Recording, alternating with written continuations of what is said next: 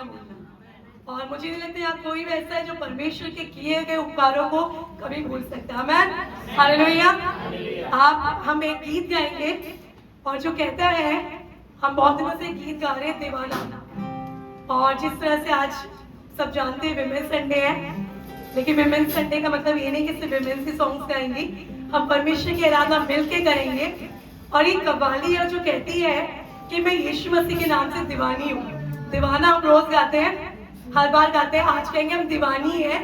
और जिस तरह से बाइबल में बहुत सारी महिलाओं का जिक्र है कि किस तरह से दीवानी होकर उन्होंने परमेश्वर की स्तुति करी, अपने आंसुओं से परमेश्वर के पांव को पोंछा, और कितने आश्चर्य कर्म परमेश्वर उनके साथ किए।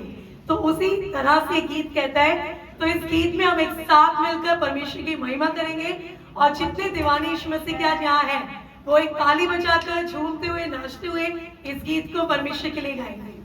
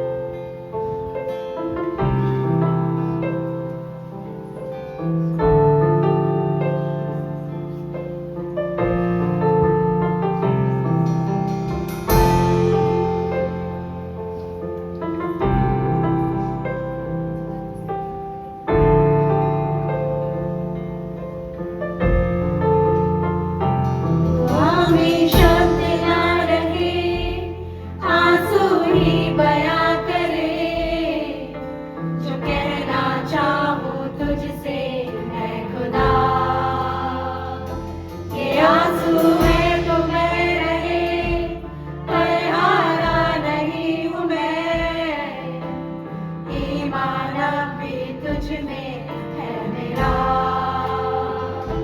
दुआ में शब्द ना रहे, आंसू ही बया करे, जब कहना चाहूँ तुझसे मैं खुदा। ये आंसू है तो बह रहे, पर हारा नहीं हूँ मैं, ईमान अपनी तुझ में है मेरा।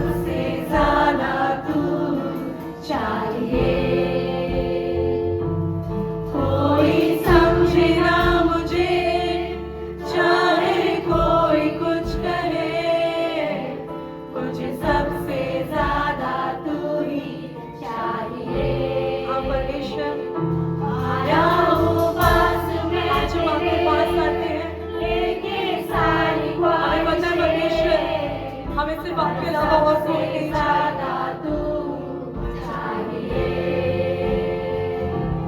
कोई समझे ना मुझे, चाहे कोई कुछ कहे, मुझे सबसे ज्यादा तू ही चाहिए। आया हूँ पास में तेरे, आया हूँ पास मैं तेरे, लेके सारी ख्वाहिशें, पर सबसे ज्यादा तू ही चाहिए।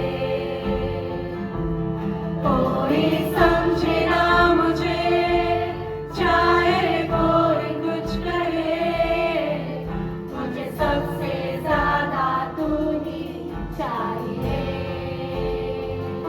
आया हूँ पास मैं तेरे, लेके सारी ख्वाहिशें, मुझे सबसे ज्यादा तू चाहिए। कोई समझे ना मुझे, चाहे कोई कुछ कहे, मुझे सबसे ज्यादा तू ही चाहिए। दिल बिखरा सा हूँ तो संभाल देगा, कर टूटा मैं हूँ तो संभाल देगा। दिल बिखरा सा हूँ तो संभाल देगा, कर टूटा मैं हूँ तो संभाल देगा। पंखों तले तू छिपाएगा मुझे, उंगलियों को मेरी थाम के तू चलाएगा मुझे। ईमान हुए तू साथ रहेगा, अंधेरों में भी मुझको तू गिरने ना देगा। तू छिपाएगा मुझे, उंगलियों को मेरी थाम के तू चलाएगा मुझे। ईमान हुए तू साथ रहेगा, अंधेरों में भी मुझको तू गिरने ना देगा। यीशु मसीह, हम कई बार गिर जाते हैं, लेकिन आप अपना हाथ बढ़ाकर हमें खींच लेते हैं परमेश्वर, और परमेश्वर फिर से हमें घूरे से उठाकर उसे ऊंचे स्थान पर आप खड़ा करते हैं। परमेश्वर आपका धन्यवाद देते हैं, धन्यवाद देते हैं यीशु राजा आपके आत्मा के लिए, आपकी उपस्थिति के लिए। हर एक चीज में परमेश्वर धन्यवाद देते हैं। मांगते इस प्रार्थना को यीशु मसीह के नाम से, आमीन। आइए परमेश्वर की जोरदार तालियां बजाएं और आप अपने स्थान पर बैठ सकते हैं। सबोपदेशक निकालेंगे उसका अध्याय 9 और उसका 10वां वचन पढ़ेंगे।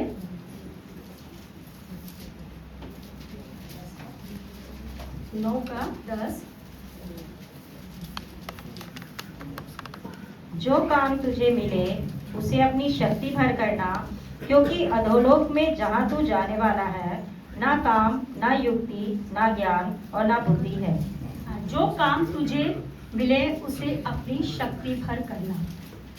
बाइबल में हम ऐसे कई उदाहरण देखते हैं, हमें मिलते हैं, जहाँ परमेश्वर ने साधारण सी चीजों का इस्तेमाल करके अद्भुत कार्य किए।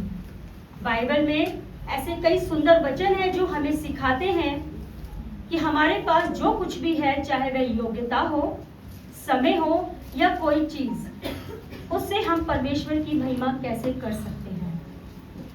आगे निकालेंगे नीति वचन, उसका 3रा अध्याय 27वां वचन पढ़ेंगे। जिनका भला करना चाहिए, यदि तुझ में शक्ति रहे तो उनका भला करने से ना रुकना। हाँ, जैसा कि वचन बताता है, जिनका भला करना चाहिए, यदि तुझ में शक्ति रहे तो उनका भला करने से ना रुकना। हालेलुया। तेरे हाथ में, तेरे पास में जो कुछ है, उसे अपनी पूरी शक्ति से परमेश्वर की सेवा कर और सामर्थ्य के काम देख। हालेलुया। मेरे साथ निकालेंगे पहला राजाओं उसका 17वां अध्याय।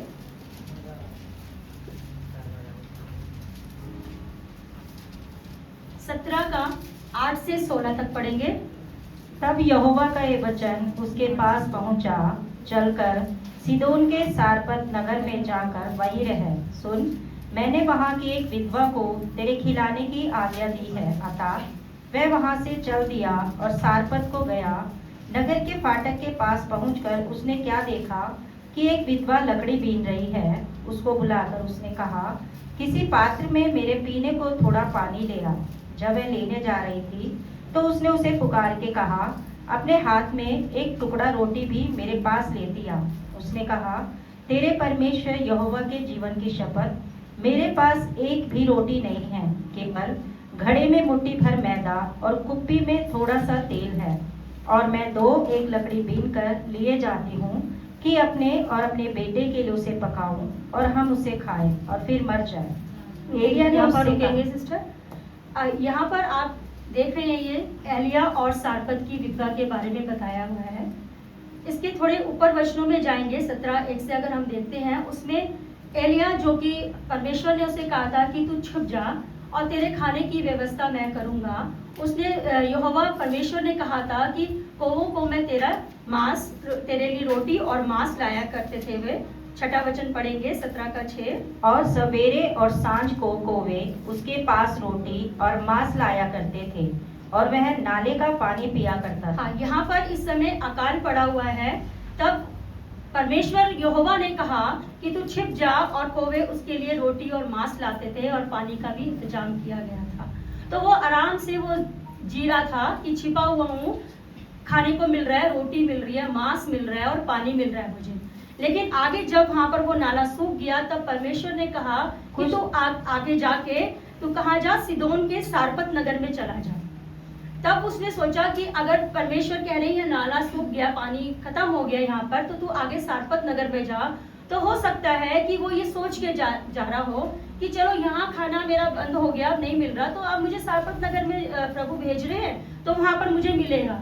तो वो खुशी खुशी जाने लग गया। ऐसा लिखा नहीं है, मैं ऐसा बता रही हूँ आपको कि एलिया यही सोच के कि मुझे वहां सारपत नगर में भेजा जा रहा है, तो वहां खाने की व्यवस्था ऑलरेडी हो रखी होगी, परमेश्वर ने उस व्यवस्था को पूरा किया होगा। तो यहाँ पर जब वो जाता है तो उसे एक विधवा लकड़ी बीनती हुई मिलती है, और जब वो कहता है कि मेरे लिए पानी ले आ, और वो जैसे ही मुड़ती है तो कहता है मेरे लिए रोटी भी लेते आना।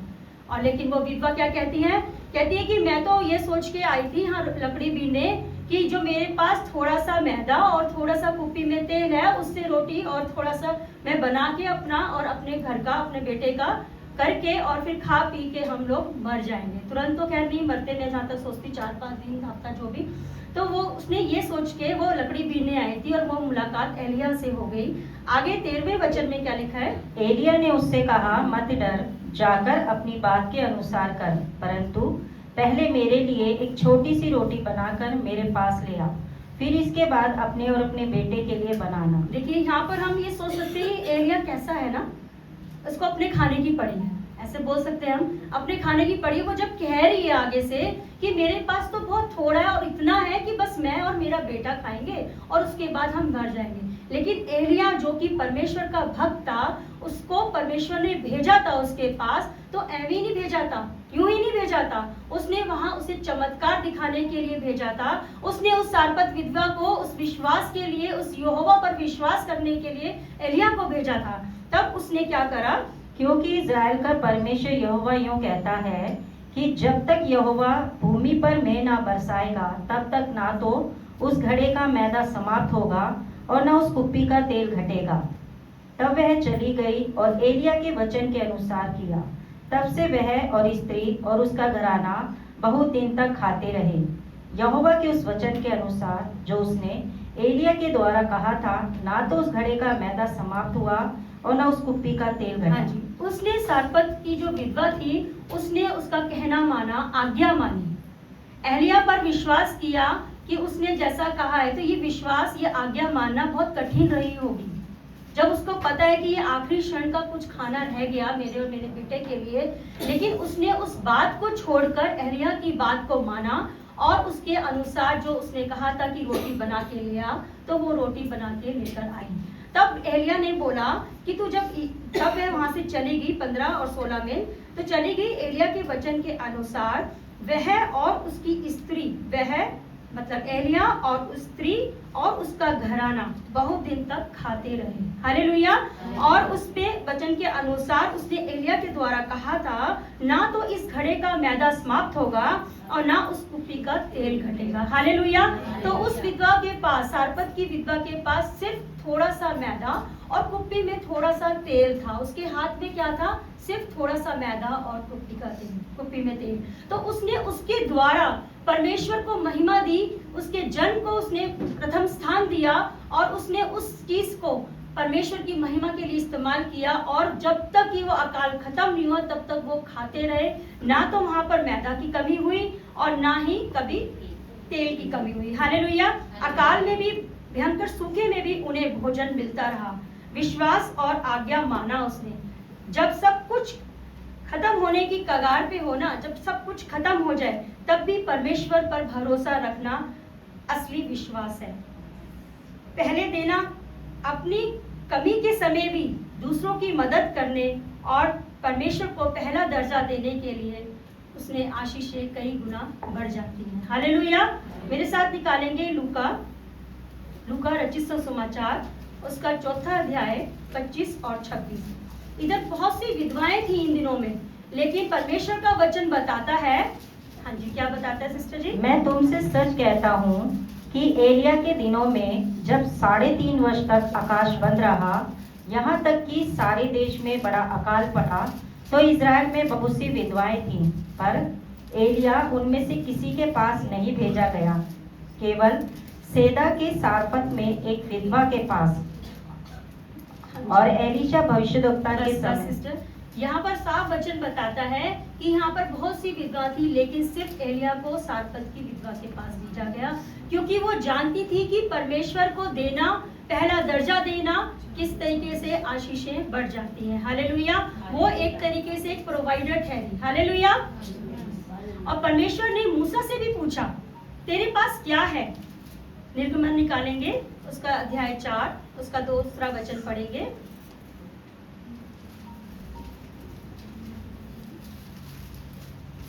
यहोवा ने उससे कहा, तेरे हाथ में क्या है? वह बोला, लाठी।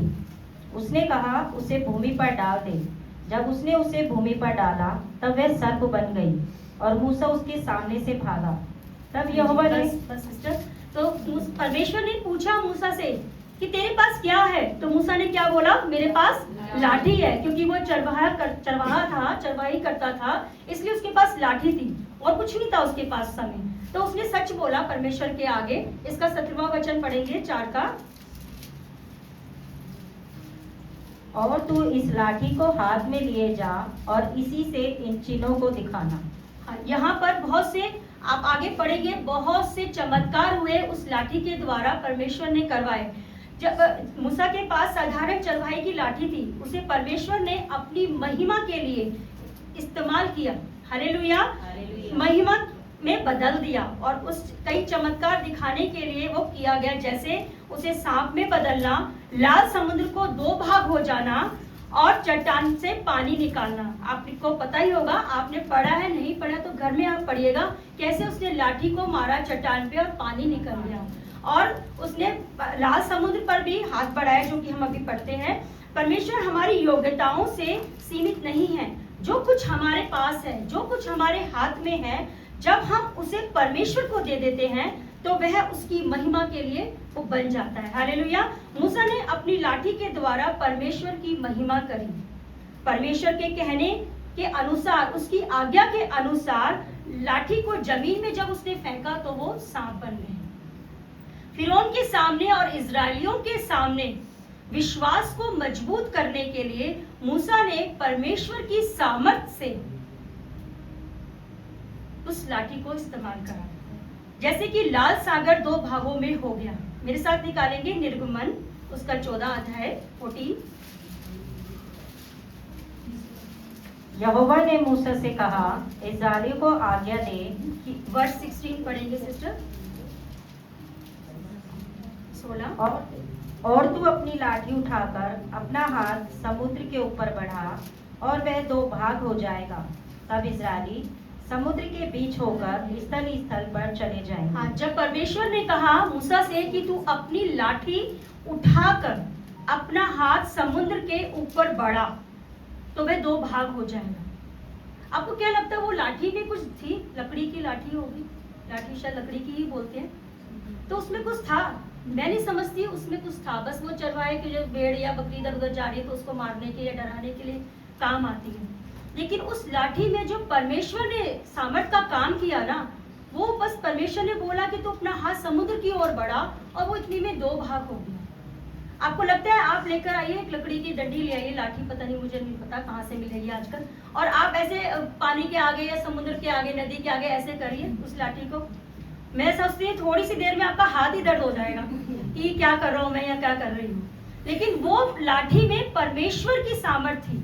उस लाठी के द्वारा परमेश्वर ने उसका सामर्थ का काम दिखाया कि पूरी इजराइलियों में कि मैं यहोवा हूँ, मैं ही परमेश्वर हूँ। हालेलुया।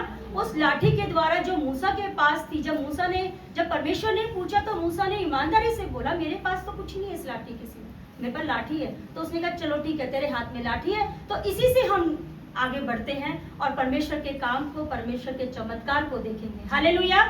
इसके आगे देखिए, आप पढ़ सकते हैं इसका 21 इसी का 14 का। तब मूसा ने अपना हाथ समुद्र के ऊपर बढ़ाया और यहोवा ने रात भर प्रचंड पुरवाई चलाई और समुद्र को दो भाग करके जल ऐसा हटा दिया जिससे उसके बीच सूखी भूमि हो गई। वो बिल्कुल दो भाग हो गया और सूखी भूमि हो गई, और वो इजरायली फिरौन की गिरफ्त से या गुलामी से वो निकल गए। और इसी के साथ और भी हुआ, ऐसा नहीं है। उसका आगे 26वां पढ़ेंगे, 26 और 27। फिर यहोवा ने मूसा से कहा, अपना हाथ समुद्र के ऊपर बढ़ा कि जल मिस्रियों और उनके रथों और सवारों पर फिर बहने लगे। तब मूसा ने अपना हाथ समुद्र के ऊपर बढ़ाया और भोर होते होते क्या हुआ कि समुद्र फिर ज्यों का त्यों हो गया और मिस्री उल्टे भागने लगे, परंतु यहोवा ने उनको समुद्र के बीच ही में झटक दिया। हाँ जी, इस लाठी ने ही समुद्र को दो भाग किया जो सूखा हो गया, और इसी लाठी के द्वारा वो समुद्र वापस से दो भाग हटके पूरा समुद्र पानी पानी हो गया, जिसमें वो मिस्री डूब गए। हालेलुया। तो परमेश्वर ने जो मूसा के हाथ में था तो उससे कार्य किया। जब मूसा ने लाठी का इस्तेमाल किया तब उसने खुद को नहीं बोला कि वाह मैं क्या हूँ, अपने आप को श्रेय नहीं दिया उसने। किसको दिया? परमेश्वर को दिया। हालेलुया। हमें ही नहीं कहना चाहिए हाँ हमारे पास तो ये है कि वो है, कि हमारे पास एक लाठी है जो परमेश्वर का काम करती है। लेकिन वो परमेश्वर का काम क्यों करती है? क्योंकि परमेश्वर की उसमें जान है, शक्ति है, सामर्थ है। हालेलुया। परमेश्वर साधारण चीजों से अपनी महिमा करवाते हैं, जैसे वह लाठी, इसमें कोई सामर्थ नहीं थी। उन चीजों को परमेश्वर के चरणों में जब हम रखते हैं तो अद्भुत करने वाली वो चीजें बन जाती हैं। हालेलुया। साधारण चीजों से भी परमेश्वर अपनी महिमा करवा सकते हैं। जैसा कि आप पढ़ सकते हैं यूहन्ना 6 अध्याय, यूहन्ना रचित सुसमाचार, उसका अध्याय 6 निकालेंगे, उसका 9 से 13 वचन पढ़ेंगे।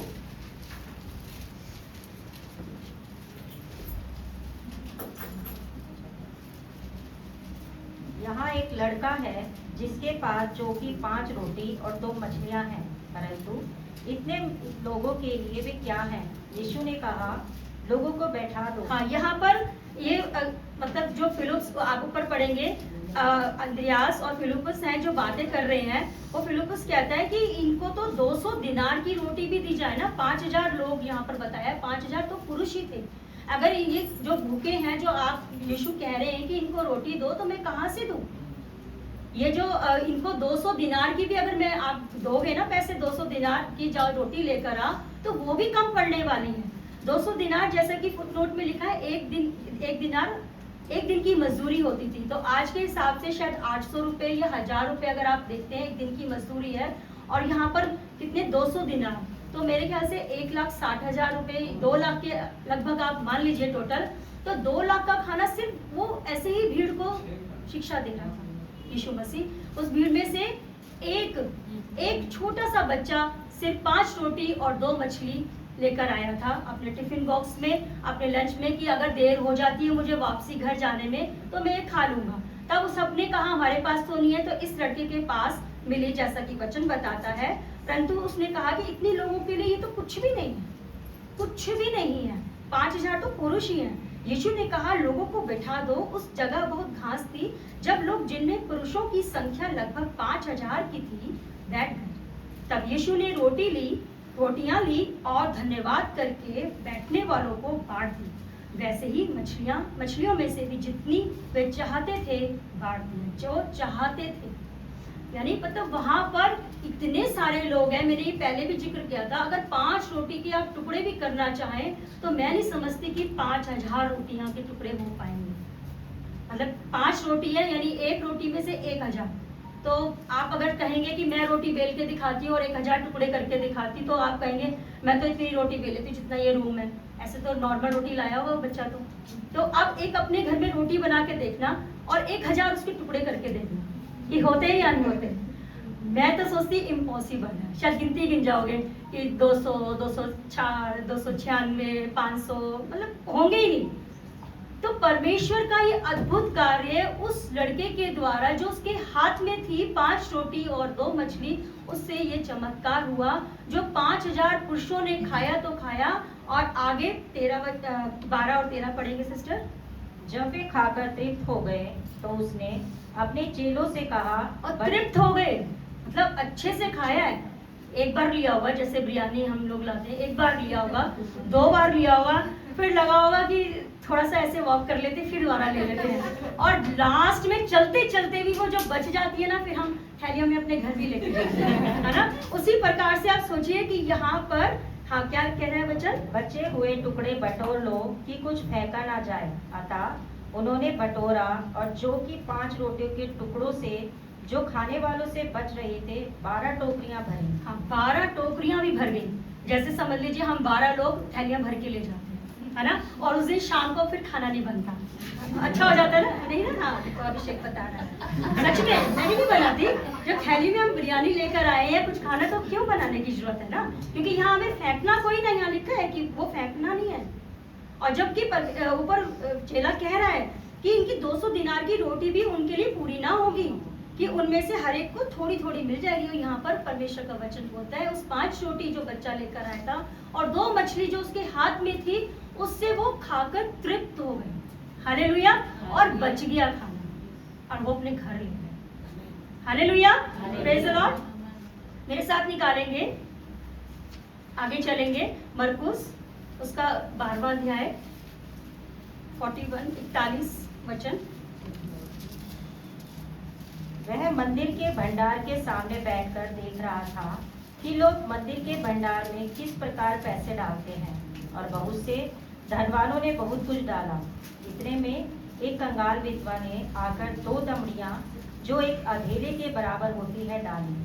तब उसने अपने चेलों को पास बुलाकर उनसे कहा, मैं तुमसे सच कहता हूँ कि मंदिर के भंडार में डालने वालों में से इस कंगाल विधवा ने सबसे बढ़कर डाला है, क्योंकि सबने अपने धन की बढ़ती में से डाला है, परंतु इसने अपनी घटी में से जो कुछ उसका था, अर्थात अपनी सारी जीविका डाल दी है। थैंक यू सिस्टर जी। यहाँ पर एक कंगाल विधवा का दान देने का उदाहरण है, जो कि आपके टॉपिक में भी लिखा हुआ है इधर। इसके पास सिर्फ 2 दमड़ी थी। उस समय के 2 तांबे के सिक्के मान लीजिए, आज के समय में समझ लीजिए 1 रुपए का कॉइन, कुछ भी। तो उसने सबसे बढ़कर डाला, जैसा कि वचन बता रहा है। हमें देखना है कि जो कुछ भी हमारे हाथ में है, पास में है, उससे परमेश्वर की महिमा हम कैसे कर सकते हैं। हालेलुया। और हम ये चाहेंगे कि परमेश्वर बढ़े और हम घटे, इससे हमें अनुग्रह मिलता है और आशीष भी मिलती है। इस विधवा जो कि कंगाल है, आप क्या बता सकते हैं कंगाल और निर्धन में क्या फर्क होता है?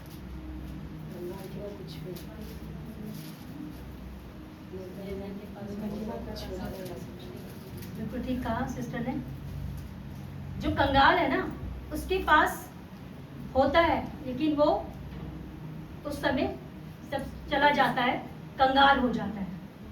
मतलब उसके पास था सब कुछ, लेकिन धीरे धीरे धीरे धीरे वो कंगाल की ओर बढ़ता चला गया। जैसे कि हम बोल सकते हैं, आपको ये समझ में आएगा, दिवालिया हो जाता है, जैसे सुना होगा ये वर्ड दिवाल, तो उस तरीके के कंगाल हो जाना। और निर्धन क्या है, आप बोलोगे हिंदी में गरीब भी बोलते हैं इसे, तो वो गरीब तो है लेकिन उसके पास कुछ है और वो कोशिश करता है आगे बढ़ने की, अमीर होने की कह लीजिए, वो अपनी अच्छी पढ़ाई लिखाई के द्वारा कह लीजिए, वो अच्छे उसको अचीव करना चाहता है कि मैं अच्छा कुछ करके इस निर्धनता को, अपनी गरीबी को दूर कर सकूं। ये बस ऐसे ही था। तो ये कंगाल विधवा, जो कि मैं जहाँ तक सोचती हूँ, उसके पास जो कुछ था, जो कुछ बचा था, सारी जीविका दान में डाल देती है। जो उसका रहने का या जो उसके रहने का, खाने का जो भी साधन होगा, वो पूरी जीविका डाल देती है। मुझे ऐसा लगता है ये लेडी ना देने में आगे रहती होगी। इसने सीखा होगा, जब इसके पास पैसा हुआ करता होगा, अब तो वो जैसा वचन बता रहा है कि वो कंगाल है, तो वो इसने देना सीखा होगा। और क्या कुछ नहीं हो सकता, आशीषें हमें मिल जाती हैं अगर हम अपना सब कुछ दे देते हैं तो। कंगाल होने पर भी जब उसके पास केवल 2 दमड़ी रह गई, उसने वह भी दान में डाल दी और वह उसकी जीविका थी। आपको क्या लगता है वह आगे मर गई? नहीं, वो बिल्कुल नहीं मरी, क्योंकि उसकी नजर उस पर किसकी नजर थी? यीशु मसीह की। क्योंकि यीशु मसीह देख रहे थे कि लोग तो अपनी बढ़ती में से दे रहे हैं, अपनी बढ़ती में से कुछ दे रहे हैं, लेकिन इसके पास कुछ भी नहीं था, सिर्फ 2 दमड़ी को छोड़कर उसने वह भी दे दी। तो मुझे नहीं लगता कि उसका आगे का जीवन कंगालपन में बीता होगा, क्योंकि परमेश्वर यीशु मसीह की नजर उस पर थी। और कितना ही भला है कि परमेश्वर हमको, हमारा ध्यान रखते हैं, उनकी नजर हमारे ऊपर है। Hallelujah, praise the Lord. यीशु की नजर, जैसे मैंने लिखा है कि नजर में मूल्य पैसों का नहीं, बल्कि उसके पूरे दिल और त्याग का था। उसकी नजर ये नहीं थी कौन कितना पैसा डाल रहा है, उसकी नजर क्या थी यीशु मसीह की? कौन अपने पूरे दिल से और पूरे अपने त्याग से दे रहा है।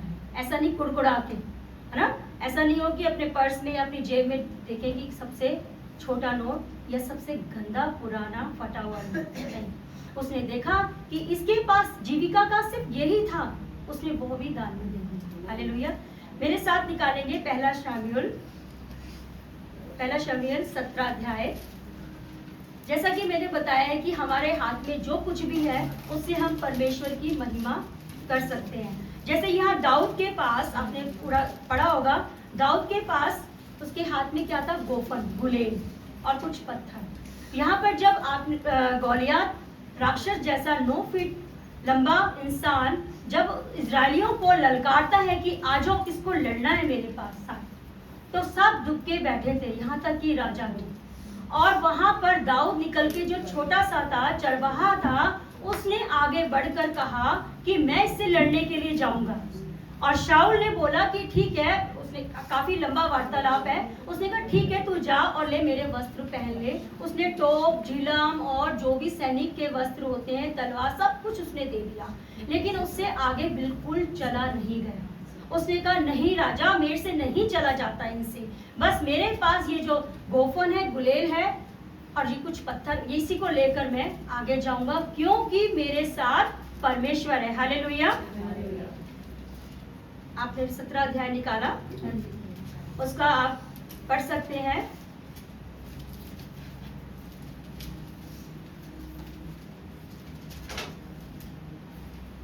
यहाँ पर लिखा है कि परमेश्वर ने उसके साथ होकर वो विजय हासिल की, जो कोई भी सारे दुबके हुए थे। हालेलुया। उसने सब निकाला उन लोगों को, और उसने बोला, ललकारा गौलियात ने कि तू बच्चा होके मेरे सामने आता है।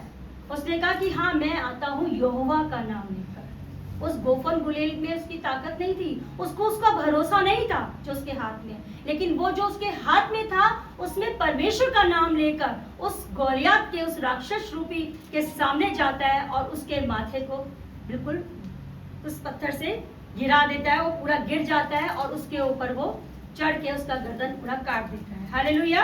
आप पढ़ सकते हैं एक बार 47 इसका 17 का पहला शमूएल।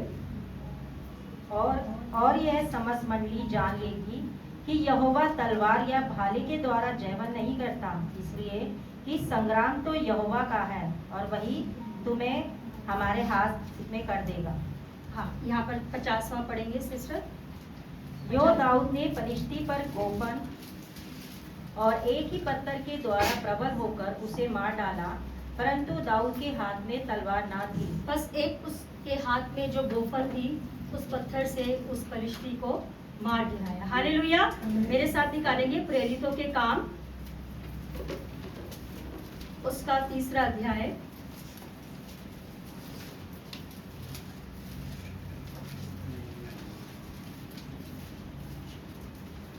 यूहन्ना और पतरस के पास, आप पढ़ेंगे पहले वचन से। पतरस और यूहन्ना तीसरे पहर प्रार्थना के समय मंदिर में जा रहे थे, और लोग एक जन के लंगड़े को ला रहे थे, जिसको वे प्रतिदिन मंदिर के उस द्वार पर, जो सुंदर कहलाता है, बैठा देते थे कि वह मंदिर में जाने वालों से भीख मांगे। जब उसने पतरस और यूहन्ना को मंदिर में जाते देखा तो उनसे भीख मांगी। पतरस ने यूहन्ना के साथ उसकी ओर ध्यान से देखकर कहा, हमारी ओर देख। हाँ, यहाँ पर जो लंगड़े भिखारी है, उसने वो लोगों से भीख मांगा करता था जो मंदिर में आया जाया करते थे। यहाँ पर पतरस और यूहन्ना की ओर उसने देखा, और आप समझ सकते हैं वो क्यों देख रहा था उनकी तरफ, कि मुझे कुछ मिल जाएगा उनसे, जैसा कि और लोगों से उसे मिलता था भीख में। नंबर 6। अतः वह उनसे कुछ पाने की आशा रखते हुए उनकी ओर ताकने लगा। तब पतरस ने कहा, चांदी और सोना तो मेरे पास है नहीं, परंतु जो मेरे पास है वह तुझे देता हूँ।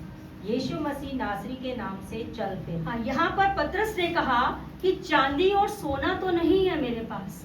उस भिखारी ने जो आशा लगाई हुई थी उसकी ओर देख रहा था कि मुझे यहाँ पर कुछ मिल जाएगा। उसके हाथ की ओर देख रहा, उनके हाथ की ओर, या कुछ देख रहा उनके बैग में या कुछ भी, कि इनमें से कुछ मुझे देगा। लेकिन उसने, पतरस ने बोला, सोना और चांदी तो मेरे पास नहीं है ना। और यीशु का नाम क्या है उनके पास? केवल यीशु का नाम, उसी अर्थात विश्वास का पूरा अधिकार था उनके पास।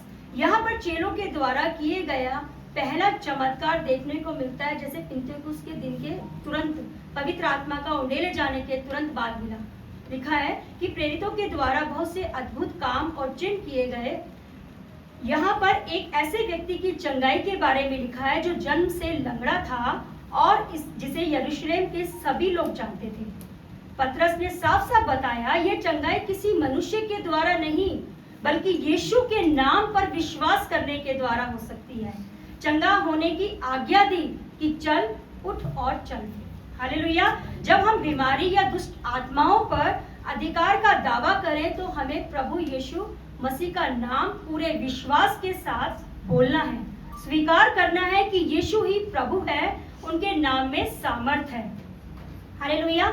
यहाँ पर देखिए, उसके पास, यूहन्ना और पतरस के पास कुछ नहीं था हाथ में, जैसा कि हमने पढ़ा, मूसा के पास लाठी थी, या उस बच्चे के पास रोटियां और मछली थी, या किसी 2 दमड़ी थी, कुछ भी। लेकिन यहाँ पर उनके पास कुछ नहीं था, सिर्फ यीशु का नाम था। हालेलुया। वो दिखाई नहीं देता। अगर आप अन्य जाति या जो विश्वास नहीं करते, उनको दिखाई नहीं देता कि इसके हाथ में क्या है, लेकिन हमारे मन में, हमारे अंदर, हमारे हृदय में यीशु का नाम है। हालेलुया। हम यीशु के नाम से, उस विश्वास के अधिकार से हम सारे काम कर सकते हैं, चाहे वो भिखारी, लंगड़ा हो, या कोई दुष्ट आत्मा हो, या किसी भी प्रकार की कोई भी दुविधा हो, कोई भी रुकावट हो, तो यीशु का नाम आप लीजिए। तो अगर आपके पास कुछ नहीं है, सोना नहीं है, कोई चलता है, चांदी नहीं है, चलता है सब कुछ, लेकिन अगर यीशु का नाम है ना, तो सब कुछ आपको मिल जाएगा। हालेलुया।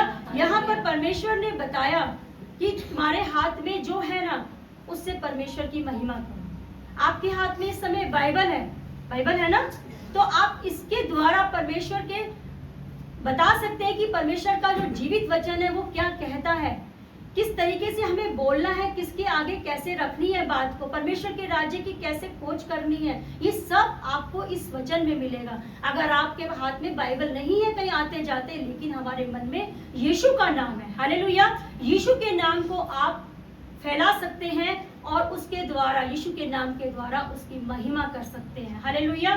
यहाँ पर जैसे लिखा है कि परमेश्वर ने हमारे बड़े बड़े सामान की हमें जरूरत नहीं है। परमेश्वर को जो कुछ भी आज हमारे हाथ में है, यदि हम उसे आदर के साथ इस्तेमाल करें तो वह उस अपनी बड़ी सामर्थ प्रकट करते हैं उनसे। महिमा करने वाले कुछ वचन है कोलोसियों 3:23 जो कि बताता है, मैं बता देती, जो कुछ तुम करते हो तन मन से करो, यह समझकर कि मनुष्यों के लिए नहीं कर रहे हो परंतु प्रभु के लिए करते हो। जैसा कि पहला कुरिन्थियों 10:31 में लिखा है, तुम चाहे खाते हो, पीते हो, चाहे कुछ भी करते हो, सब कुछ परमेश्वर की महिमा के लिए करो। आपके हाथ में पास में मैंने जैसा बताया कि बाइबल है, तो आप उससे बता सकते हैं कि हमें छुटकारा कैसे मिलता है लोगों को, है ना। और यीशु के बारे में आप बता सकते हैं। लास्ट वचन पढ़ेंगे भजन संहिता 90 उसका 17वां वचन।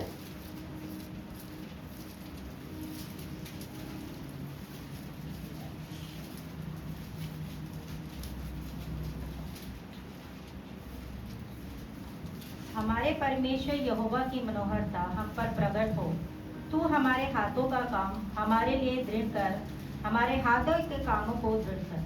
हाँ, यहाँ पर वचन कहता है कि हमारे हाथों के काम हमारे लिए दृढ़ कर। हालेलुया। आप ये मत सोचिए कि मेरे पास तो कुछ भी नहीं है, मेरे हाथ में तो कुछ भी नहीं है। अगर आप उदाहरण में जाएंगे, मूसा के पास तो लाठी थी, है ना। उस कंगाल विधवा के पास तो 2 दमड़ी तो थी कम से कम। उस छोटे से बच्चे के पास रोटी और मछलियां तो थी, है ना। और दाऊद के पास तो गोफन था, गुलेल था। लेकिन हमारे पास अगर कुछ भी नहीं है तब भी परमेश्वर आप सबको बुलाता है, सबको कहता है, क्योंकि यीशु का नाम सबसे बढ़कर है और आपके हाथ में वो सब है जो आप परमेश्वर की महिमा कर सकते हैं। Thank you. Praise the lord. अपने स्थानों पे हम लोग खड़े हो जाएंगे। Let's pray together.